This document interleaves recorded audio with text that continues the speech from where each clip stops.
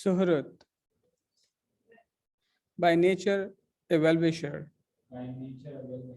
Mitra, benefactor with affection. Ari, enemy. Udasina, neutral between the belligerents. Madhyastha, mediator between the belligerents. Dveshya, envious. Bandhushu, among the relatives or well-wishers. Sadhushu, unto the pious. Api, as well as. Cha, and.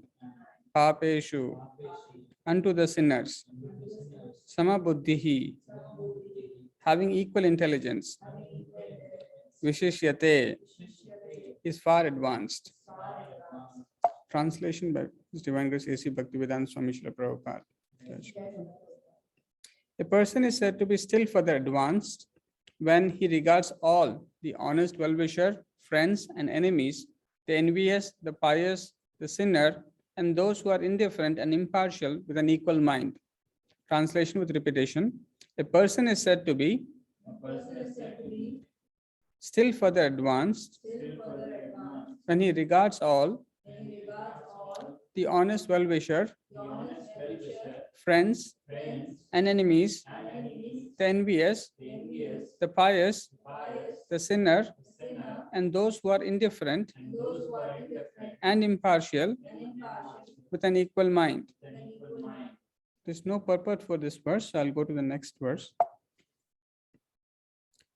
Yogi yunjita satatam atmanam rahasi stitaha ekaki yat chittatma nirashir aparigraha. Translation. A transcendentalist should always try to concentrate his mind on the Supreme Self. He should live alone in a secluded place and should always carefully control his mind. He should be free from desires and feelings of possessiveness. Purport by His Divine Grace A.C. Bhaktivedanta Swami Srila Prabhupada. Jai Srila Prabhupada. Krishna is realized in three different degrees as Brahman, Paramatma, and the Supreme Personality of Godhead. Krishna consciousness means concisely to be always engaged in the transcendental loving service of the Lord. But those who are attached to the impersonal Brahman or the localized super soul are also partially Krishna conscious, because impersonal Brahman is a spiritual ray of Krishna and super soul is the all-pervading partial expansion of Krishna. Thus, the impersonalist and the meditator are also indirectly Krishna conscious. A directly Krishna conscious person is the topmost transcendentalist because such a devotee knows what is meant by Brahman or Paramatma. His knowledge of the absolute truth is perfect, whereas the impersonalist and the meditative yogi are imperfectly Krishna conscious. Nevertheless, all of these are instructed herewith to be constantly engaged in their particular pursuits, so that they may come to the highest perfection sooner or later. The first business of a transcendentalist is to keep the mind always on Krishna. One should always think of Krishna and not forget him even for a moment. Concentration of the mind on the Supreme is called samadhi or trance. In order to concentrate the mind, one should always remain in seclusion and avoid disturbance by external objects. He should be very careful to accept favorable and reject unfavorable conditions that affect his realization. And in perfect determination, he should not hanker after unnecessary material things that entangle him by feelings of possessiveness. All these perfections and precautions are perfectly executed when one is directly in Krishna consciousness, because direct Krishna consciousness means self-abnegation, wherein there is very little chance for material possessiveness. Srila Rupa Goswami characterizes Krishna consciousness in this way. Anasakyasya vishayan yatharam upayunjitaha nirbandha Krishna sambandhe yuktam vairagyam uchyate prapanchikataya buddhaya hari sambandhini vastunaha mumukshubhi parityago vairagyam falgu kathayate. Bhakti Rasamrita Sindhu 2.252-256. When one is not attached to anything, but at the same time accepts everything in relation to Krishna, one is rightly situated above possessiveness. On the other hand, one who rejects everything without knowledge of its relationship to Krishna is not as complete in his renunciation. A Krishna conscious person knows that everything belongs to Krishna and thus is always free from feelings of personal possession. As such, he has no hankering for anything on his own personal account. He knows how to accept things in favor of Krishna consciousness and how to reject things unfavorable to Krishna consciousness. He is always aloof from material things because he is always transcendental and is always alone, having nothing to do with persons not in Krishna consciousness. Therefore, a person in Krishna consciousness is a perfect yogi. Thus ends the Transcendental Bhaktivedanta purport. Om Ajnanatimirandasya Jnananjana Shalakaya Chakshurunmilitam Yena Tasmai Shri Gurave Namaha. Nama Om Vishnu Padaya Krishna Pristhaya Bhutale Srimate Bhaktivedanta Swami Niti Namine. Namaste Saraswate Deve Gauravani Pracharine Nirvishesha Shunyavadi Pashyata Deshatarine. Jai Shri Krishna Chaitanya Prabhu Nityananda Shri Advaita Gadadhara Shri Vasadi Gaura Bhakta Vrinda. Hare Krishna Krishna Krishna Hare Hare Hare Rama Rama Rama Hare Hare.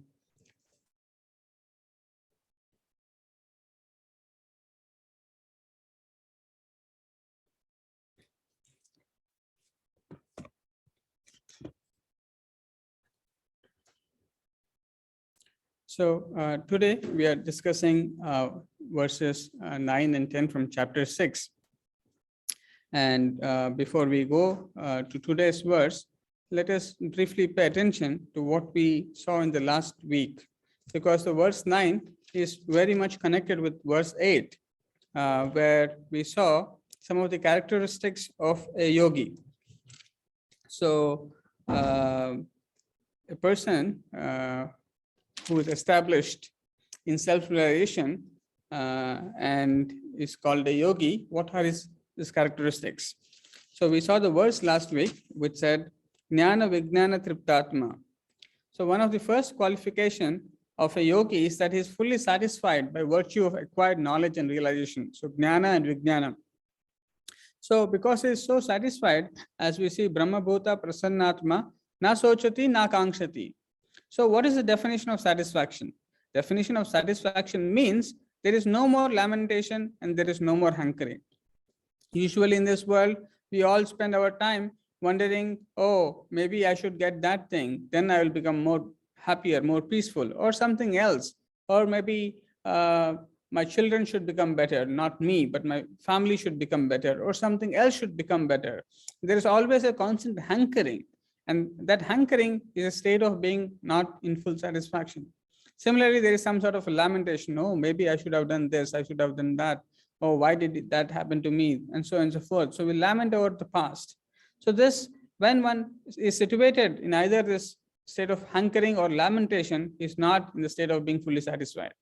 But whereas in case of the yogis who have realized their true self, they are purely satisfied simply by the virtue of having knowledge and the realization, that ultimate realization of being establishing the relationship with the Supreme Lord, they are fully satisfied. Second, it is said, a person is situated in transcendence and is self-controlled. Again and again it is said that a person who is not spiritually elevated, who is not situated in transcendental consciousness, he cannot be self-controlled. This is very important. This is one of the symptoms of an advanced devotee or a yogi, that he is able to control the urges, the immediate impulses that are arising from the environment, and he is still able to control his senses. And this is because he is situated in transcendence. He is not affected by the mundane material things happening around him, because his consciousness is fixed in transcendence. And lastly, it is also said that Samaloshrashma Kanchanaha. He sees everything, whether it's pebbles, stones, or gold, as the same. So when he is looking from the transcendental perspective, he is not making the distinction that a materialist makes in terms of the value of gold, pebble, or stone, because he recognizes they are all temporary. They all have a limited value. So these are some of the qualities that we saw in the last class. And we also saw how one develops such qualities. How does one become yogi of such kind? What is that he does that results him to acquire these qualities? So usually when we think of yogi, sometimes people think that, growing some sort of beard, staying in a specific clothes, that's what makes one yogi. But in the purport, as we saw last week when Prabhu was discussing, that some of the important aspects of a person who wants to become a yogi, as described by Prabhupada in the purport, is that when one is saturated with devotional service, Atha Shri Krishna Namadi na bhavet grahyam indre, sevan mukhehi jivado swayam spurati evadaha. Swayam eva spurati adaha. So when one is saturated with doing transcendental loving service to the Supreme Lord, the Lord reveals himself. And that is the way the yogi gets established. He gets fixed, gets attracted to the glories of the Supreme Lord and remains fixed in transcendence. And Prabhupada further elaborates, how is this possible? How is that one can become saturated with devotional service? One can become saturated with devotional service only when one associates with those persons whose consciousness is pure. So this association with pure devotees is the most important thing, because it is from that association that one sadhu sangha leads to bhajana kriya. So without sadhu sangha, the bhajana kriya is not possible. And therefore, Srila Prabhupada has established this movement of Krishna consciousness, so that Prabhupada is giving a place where we can associate. And therefore, Prabhupada has recorded his lectures, his books he has given to us, so that we can take his association. And when we associate with a pure devotee who is purely situated in Krishna consciousness, we can also develop that eagerness and desire to develop that pure consciousness. One of the disciples of Srila Prabhupada, Bhurijana Prabhu, so he was temple president of Hong Kong temple for some time. And then he goes back to Australia for some reasons, feeling that he is not able to do very well in Hong Kong. And then after spending some time in Australia, he goes back, he comes along with Prabhupada to Mayapur. And in Mayapur, somehow he decides that he should strengthen his Krishna consciousness. He should become more firmly situated, and so that he can do better service to Prabhupada. So what he does, he says that he started to do two things. He started to chant more number of rounds. In fact, he was chanting about 64 rounds for a few days. And he was also simultaneously hearing Prabhupada's lectures very attentively. And Bhurijana Prabhu says, within 2 weeks of time, doing continuous chanting and purely attentively hearing Prabhupada's lectures, in his heart, he developed this strong desire that I should serve Prabhupada. And he says that impurities in his heart, so he had a lot of other desires in his heart which were troubling him, because of which he could not stay in Hong Kong temple for long. And he was trying difficulty with, how do I remove those desires in my heart? And Bhurijana Prabhu says that this pure association with the pure devotee and chanting has helped him to cleanse his desires. And then he goes to Prabhupada and he says, Prabhupada, another devotee, Jagadisha, is asking that, can I become the temple president at Laguna Beach? I thought I will take your opinion before whether I should take this service or not.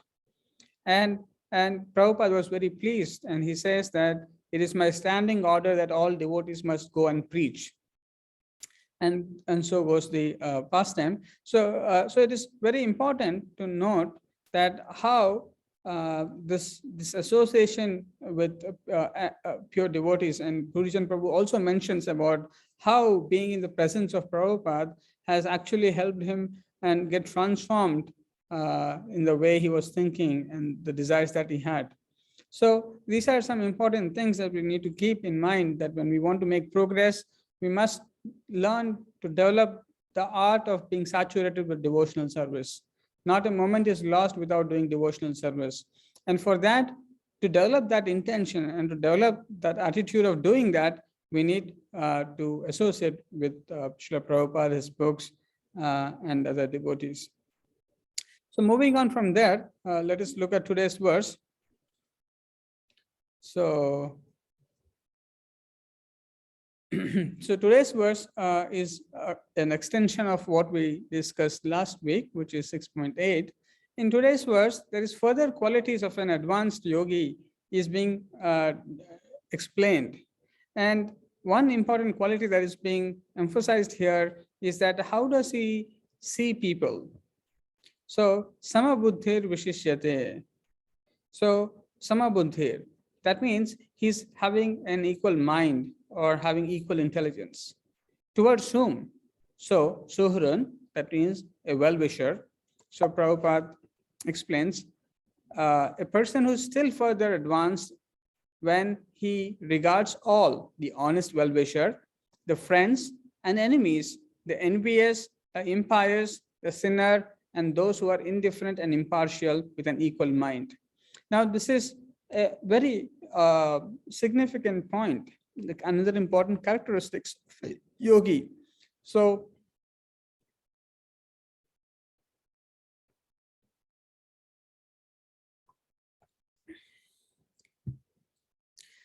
when we see a yogi, how do we understand who is a yogi?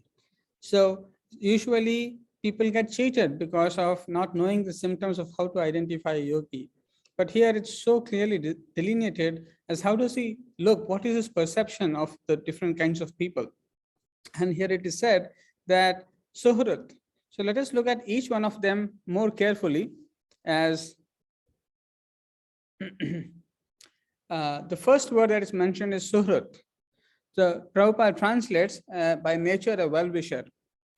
Usually in this material world, people think that a well-wisher is someone who is within my family, or someone thinks my friends are my well-wisher. Someone thinks this friendship is for lifelong. He is my real friend. He is my real well-wisher.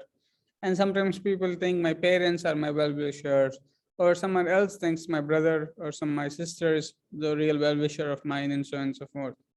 But the Vedic literatures give a very clear explanation of who can be a well-wisher and who can be actually a true well-wisher.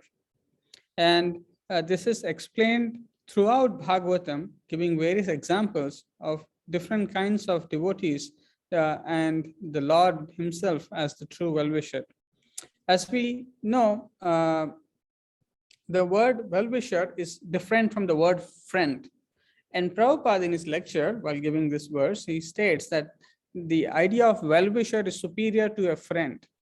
And Prabhupada goes on to explain why that is so by giving some examples. So before we go to that examples, let us try to look at another example where the qualities of devotees are mentioned, and this very same quality of being well-wisher is also mentioned in this verse. So this verse from 3rd canto, 25th chapter, Kapila Deva's instructions, it is mentioned here that the qualities of a sadhu are titikshabaha, karunikaha, suhradam sarva dehinam. So here the word suhrada and suhrad are similar, and the word suhrada, Prabhupada translates here as friendly. Prabhupada at times uses suhrad as a friend or well-wisher, or sometimes benefactor. But although there's slight differences, but Prabhupada explains in the purport, giving further elaboration to what he means by these words. So here, Prabhupada is explaining that what is the quality of a sadhu? Sadhu is suhrada. Suhrada sarvadehinam. So he's not just a well-wisher by nature, a well-wisher to one kind of people that, oh, I'm well-wisher to my friends. I'm well-wisher to my family members, or I'm well-wisher to my community, or I'm well-wisher to my nation. No, that is not the idea. What is the nature of a sadhu? He is a well-wisher of sarvadehinam, of all the living entities, not just one living entity, all the living entities, sarvadehinam. So this is a very unique quality of a sadhu. Sadhu is not divisive, is not, he doesn't see anything in terms of social constructs that we create in our mind. He's from my community, my country, my state, and so on and so forth. The vision of a sadhu, the vision of a pure devotee is in relationship with the supreme truth, the supreme absolute truth, Lord Krishna. How are everyone situated? Everyone are his parts and parcel. And therefore, especially a pure devotee, a sadhu, sees, oh, all these living entities are struggling in the material world. And the way to come out of this is by rendering devotional service. And therefore, the sadhu goes from house to house, place to place, so as to give an opportunity for the living entities to become free from the entanglement of material clutches and give them an opportunity to render devotional service. And in order to do this, he doesn't mind who it is. As we see in the life of Srila Prabhupada, Prabhupada didn't discriminate whether he's a hippie, he's a prime minister, he's this, he's that. Whoever came to him, whoever were interested, Prabhupada, without any discrimination, gave the opportunity to do devotional service. And in fact, it was Prabhupada very skillfully handled different kinds of people in their own respective ways, so that they can make progress in their spiritual life. So this is another quality of a sadhu. And it is also important to note, as in the case of various examples that we see in Shastras, for example, Shivananda Sena, an associate of Lord Chaitanya Mahaprabhu, he was very compassionate upon this dog and helped the dog get liberated by the mercy of Lord Chaitanya Mahaprabhu. So as we see in various examples, there are innumerable examples where devotees not only showed compassion to other human beings, but also to animals, and helped them liberate from this material existence. So this word suhrat is very important. We should make a note of it because it's not an ordinary word, because we do not understand this, the fineness of this word, because in normal day-to-day dealings that we have in today's world, we are not really well-wishers of others, because we are so ingrained with our own selfishness to different degrees. We are not really caring for the well-being of others. We do not have a broader conception of well-being. So anyways, moving further, it is also important to note that this word well-wisher is used extensively in different parts of Bhagavatam. So I'll try to explain some of them.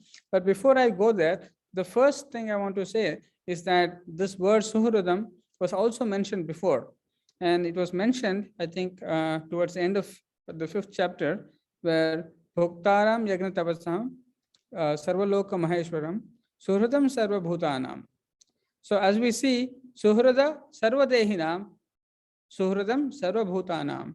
The Supreme Lord Shri Krishna, he is saying that he is the benefactor and well-wisher of all living entities. So from this, two examples that we can see that the Supreme Lord and his pure devotees can be the true well-wishers. Others cannot understand what is the true well-being of an individual. And therefore, even though they may want to help sometime, they may not be able to understand what is the true well-being. So this is another important point to note. And Prabhupada, in order to elaborate this point further of what does it mean to be a well-wisher, Prabhupada gives two examples in his lectures. So Prabhupada states that the case of a doctor and a madman. So Prabhupada says that in this material world, everyone is under illusion. So everyone is under illusion. So no one wants to take this medicine of devotional service. And therefore, even a saintly person goes to them and says, please take to devotional service.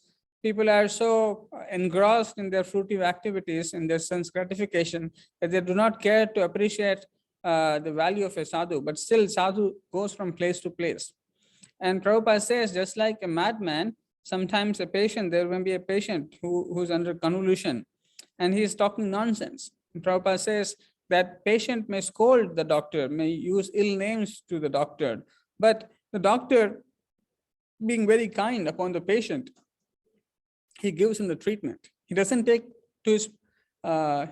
personally the offenses committed by the patient, but rather takes compassion upon the patient and tries to heal him. And Prabhupada correlates that example to Jesus Christ. And Prabhupada says, see, Jesus Christ was crucified. And yet he said, my Lord, please excuse them. They do not know what they are doing. So similarly, when people are engrossed in materialistic way of thinking, when devotees come and tell this is not the right thing to do, they may say, oh, why are you wasting our time? Why are you disturbing us? We are very busy. And they may even insult devotees. But it is the mercy of devotees that they still go in order to care, because they care for the well-being of the individuals. And this we see from the life of Srila Prabhupada, as how Srila Prabhupada personally made prasadam, took all the hardships to show compassion upon Westerners and create this wonderful organization for all of us, in fact, so that we can somewhere or the other, by honoring prasadam or by visiting a magnificent temple, or by taking a book of his, or looking at one of his lectures, or hearing his lectures, or in different ways, Srila Prabhupada has created different avenues so that we can also become Krishna conscious. So this is very important, that who are our true well-wishers is very important to note. And Bhagavatam also gives many other examples of who are true well-wishers. So the word Suhrut is used for many devotees in Srimad Bhagavatam. Narad Muni is one who rescues this hunter Mrugari. And similarly, Rishabhadeva, he instructs his 100 sons. Vidura instructs Dhritarashtra. And all these devotees, they are going out of their ways so as to help the people in general to become Krishna conscious. And similarly, we can see in life of Srila Prabhupada, as I mentioned earlier, also Prabhupada always writes, your ever well-wisher. And Prabhupada states again and again this thing, even though sometimes devotees leave the movement, Prabhupada says, I still cannot think of you anything apart from being your ever well-wisher. So this is the nature of a pure devotee. Just as a madman, as we saw, one who's deceased may say something, but the pure devotees, without taking that offense, they still are kindly merciful to overlook those mistakes and help us, the living entity, to come out of the illusion. And Prabhupada also says that you hate the sin, not the sinner. So Prabhupada says that if one starts hating the sinner, then there is no hope in Kali Yuga, because everyone is sinful. But by hating the sin, by giving this mercy of Lord Chaitanya Mahaprabhu to purify us, great acharyas like Srila Prabhupada are actually our true well-wishers. And therefore, sometimes people think, how should I make decisions? What should I do? The best way is to follow the instructions given by the eternal well-wishers. When we follow their instructions, that's when our decisions are appropriate. That's when we can actually become happy and peaceful. Finally, the Supreme Lord, who is situated as Paramatma in our heart, who is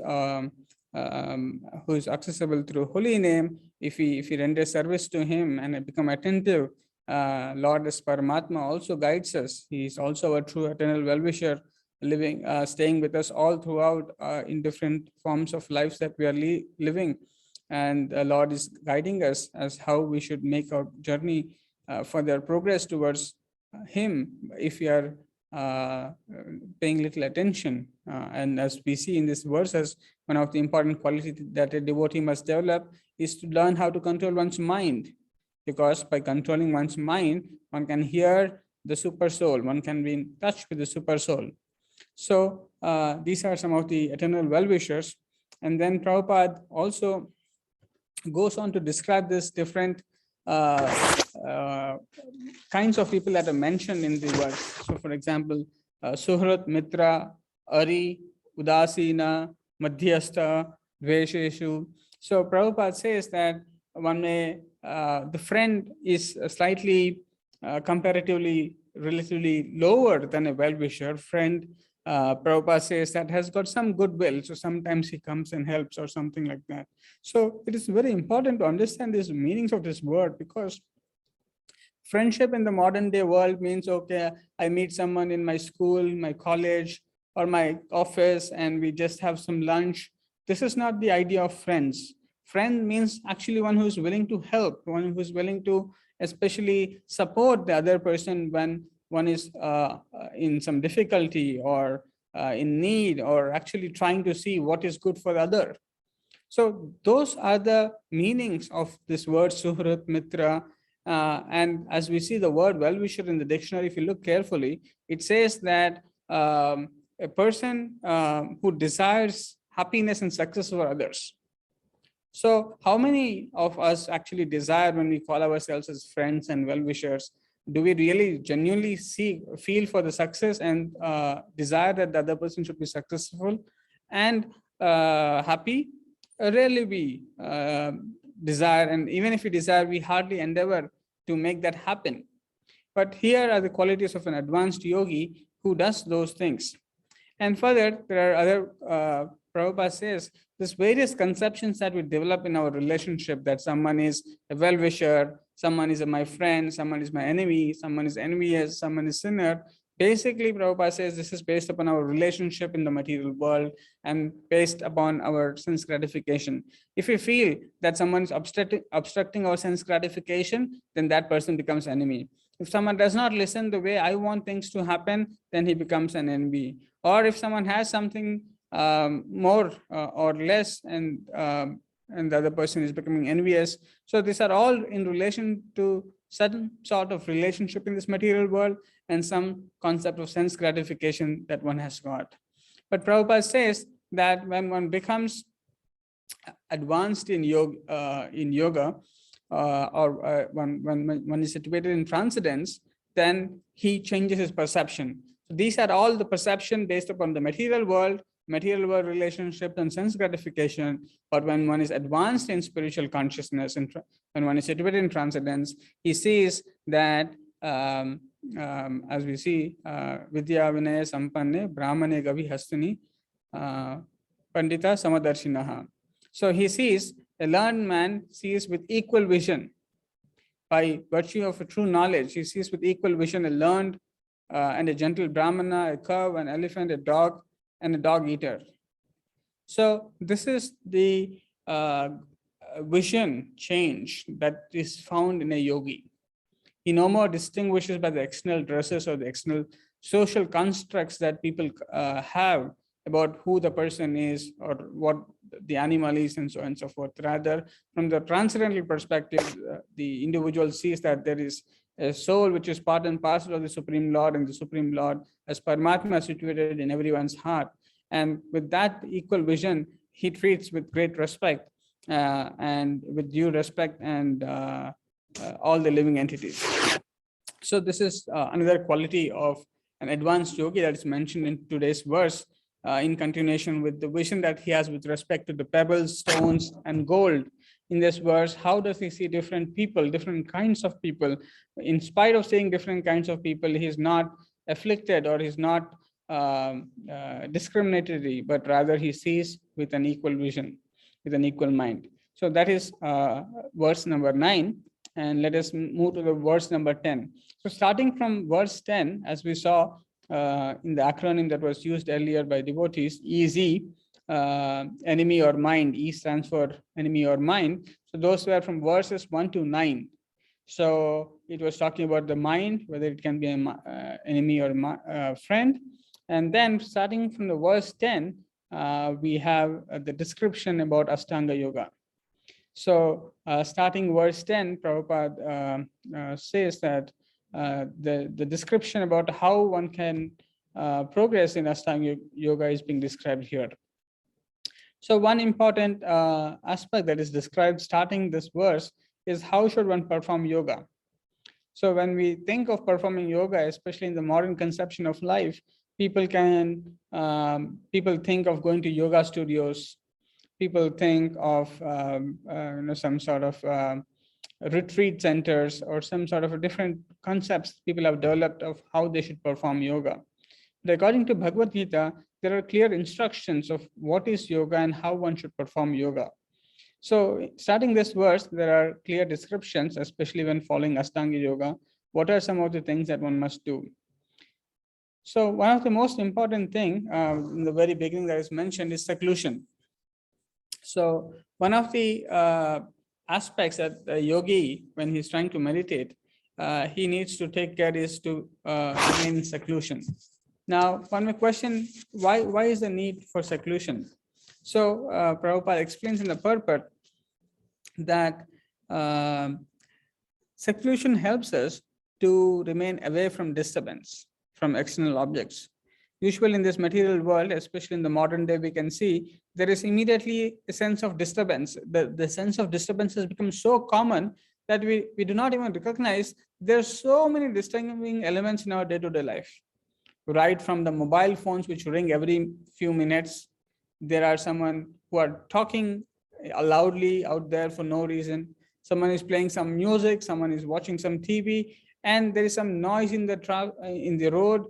Everywhere there is noise, there is disturbance, there is immediately our attention goes to something else. And more than that, there is website, the TV, the internet. So we move from one thing to another thing, to another thing, to another thing, and then we do not even recognize the reason why we start to finish a work. We are not at all finishing that. And so the aspect of disturbance is not at all beneficial for a person who is trying to achieve the highest perfection, who is trying to become a yogi. And therefore, in order to avoid this external disturbance, disturbance from the external objects, a yogi tries to even go to a forest so that he is not disturbed by the external objects. And Prabhupada gives us example, as Prabhupada was in New York, he was saying that people think that they can do some yoga in these big skyscraper buildings. No, that is not the way to do. Sitting in one room in congested way and doing some poses, that is not the way to do yoga. Yoga, as mentioned here in this verse, Lord says, Ekaki yatachittatma. So ekaki means to remain alone. And rahasi, in a secluded place, to remain alone in a secluded place. So not just a secluded place, but also to remain alone. And therefore, even Prabhupada says that there are many yogis who go to different forests or Himalayas and they stay far apart from one another and perform yoga so that they're not diverted from the goal that they're trying to achieve. And it is also important to note that what do these devotees do when they are in seclusion? They are focusing the mind on the Lord. So now Prabhupada in the purport is explaining the different kinds of yogis who are trying to attain perfection. So Prabhupada is stating by clearly explaining that the absolute truth has three features. That means, although the absolute truth is one can realize absolute truth in three different ways. One can realize the absolute truth as Brahman, one can realize the absolute truth as Paramatma, and one can realize the absolute truth as Bhagavan, a person, the Supreme Personality of Godhead, Sri Krishna. Now, based upon one's progress in spiritual life, one may take to different processes and understand different aspects of the Supreme Absolute Truth. But in this case of an Ashtanga yogi, usually they try to focus on the Paramatma in the heart. So they try to fix their minds on the Paramatma feature of the Lord. And in some cases, the more advanced devotees, when they're fortunate to come in contact with the association of devotees, they also meditate on Bhagavan. But generally, it is the Paramatma feature of the Lord that is on which they meditate. And we can also see in the case of Dhruva Maharaj, Narada Muni instructs him in how to perform Ashtanga Yoga. And therefore, Dhruva Maharaj goes to Madhuvan. And on the banks of river Yamuna, he performs various kinds of rituals and then Ashtanga Yoga performances so as to fix his mind on the Supreme Lord. And the Lord appears eventually. So this is the process of yoga. So unless we do not know the process of yoga, simply mechanically doing some poses is not going to change or give one the result of the highest perfection of yoga or the real purpose of yoga. So that is very clearly explained in this verse as how one is supposed to go about performing the Ashtanga Yoga. Then in the purport, Prabhupada very nicely explains the word Krishna consciousness means concisely to be always engaged in the transcendental loving service of the Lord. So Krishna consciousness means, Prabhupada says, that we should be engaged in the service of the Lord. So one simple way for us to judge ourselves whether we are in Krishna consciousness or not is to see in what way are we engaged. Are we engaged in loving service of the Lord, or are we engaged for something else, or in some other way for something else? So this is very important. So if we are constantly engaged to serve the Lord always, then that means we are in Krishna consciousness. And Lord Chaitanya Mahaprabhu has given us the right processes by which we can become Krishna conscious. So chanting, dancing, rendering service in the temple, and various other ways. And now it's a time of book distribution, one of the most beautiful services, which really pleases Srila Prabhupada. Can we all engage in doing book distribution? And by rendering these services, which are given by acharyas, it makes us become strongly situated in Krishna consciousness.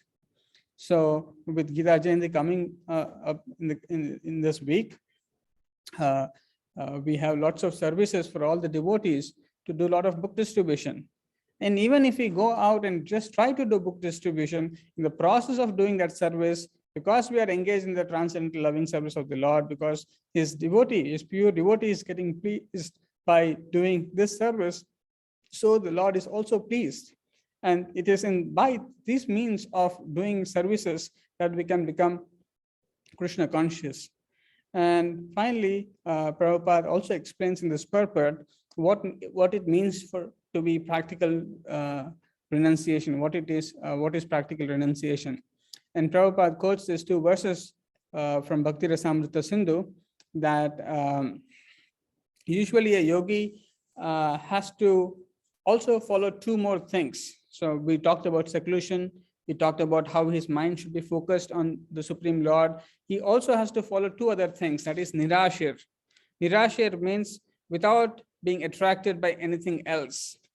Now, usually in this material world, everyone is attracted by so many things. There is no end. And there is always some sort of expectation, either in one's work, in family, in relationships, in anything that one is doing, there is an expectation of return. What is that I'm going to be benefited of? So benefited with. So now in a person who is trying to advance in spiritual consciousness, he must also try to not have expectations. And further, as it is mentioned, aparigraha. So aparigraha refers to that there is no feeling free from the feeling of possessiveness. So usually, because of there is some sort of an expectation, there is some sort of attraction for some things in the material world that we have, we become possessive of them. When we become possessive of them, they capture our attention, they capture our energy, they capture our time.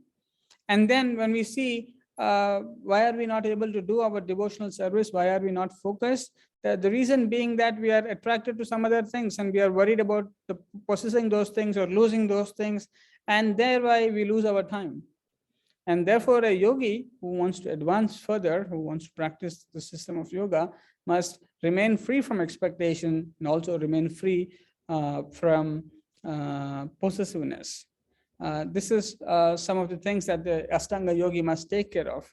But Srila Prabhupada here is further elaborating what happens to a devotee who is following the principles of Krishna consciousness or who is in Krishna consciousness. Prabhupada says Krishna consciousness means self-abnegation, wherein there is very little chance for material possessiveness. So when one becomes Krishna conscious, one recognizes that the Lord is the proprietor of everything. I am his part and parcel. Everything belongs to him. I'm just an accountant. He is the owner of the bank. And then what happens is that the living entity doesn't try to possess anything for himself, but rather engages everything in the service of the Lord. And this is very nicely explained by Srila Rupa Goswami, who says, Anasaktasya Vishayan Yatharam Upayunjitaha Nirbandha Krishna Sambandhe yuktam vairagyam uchyate. So here there is a classification of renunciation is given, and more importantly, a practical renunciation. So what is not practical renunciation is that when someone says, okay, you leave the city life and you go to forest and you give up all material possessions and try to become a renunciant. Now, that sort of renunciation is very difficult in Kali Yuga.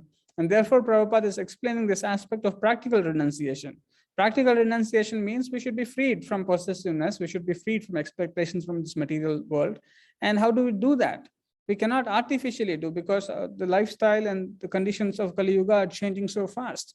So we need some practical method where we follow the essence of the renunciation principle without being lost in the details. And what is that needs to be done? So here, Prabhupada and Rupa Goswami are explaining that when one is attached, not attached to anything, but at the same time accepts everything in relation to Krishna, one is rightly situated above possessiveness. So what it means is that one is accepting things which are in relation to Krishna. If there is money that is coming, which is beneficial for building a temple to the Lord, one is accepting that money. When one is thinking that some sort of material designation may help in some ways, one accepts that in relation to the service for the Lord, and therefore is not individually holding a certain sort of attachment or expectation or possessiveness to those objects, but rather using them only for the service of the Lord. In that way, there is practical renunciation. There is no artificial self-abnegation. Although there is self-abnegation in the sense that one is not trying to enjoy oneself, but at the same time, it is given to the service in the service of the Lord, and therefore it becomes practical renunciation. And it is further being stated that this kind of renunciation is much higher than renouncing everything, although it has a relationship to the service of the Lord. So sometimes people think, oh, everything should be given up, there should be nothing. And therefore, we do not give anything to temple, we do not do anything. We neither we possess anything, neither we want to do anything for the Lord. No. The practical way is, in some way or the other, we are in different occupations, we are in different services. Whatever is coming on its own, we should take them and engage them in the service of the Lord. Thereby, we lose that taste for possessiveness. So once we start giving in the service of the Lord, we can see how much freedom we find. Usually in this material world, we think the more we save, the more we protect ourselves in different ways, we will be happy, we'll be peaceful, everything will go well. But actually on the other way around, when one engages everything in the service of the Lord and depends on the Lord, one finds true freedom, true renunciation, and thereby one makes great progress in one's spiritual life. And there are other points which are also mentioned here, that the first business that all of aspiring transcendentalists is to focus the mind. So all the previous verses that are talking about how do we focus our mind on the Lord. And Ashtanga Yoga, as being described starting this verse, is one way to focus our mind. But in case, for us, Srila Prabhupada has given us this process of chanting and hearing Srimad Bhagavatam, reading Bhagavad Gita, every day. By doing this process, we can fix our mind on the Supreme Lord. And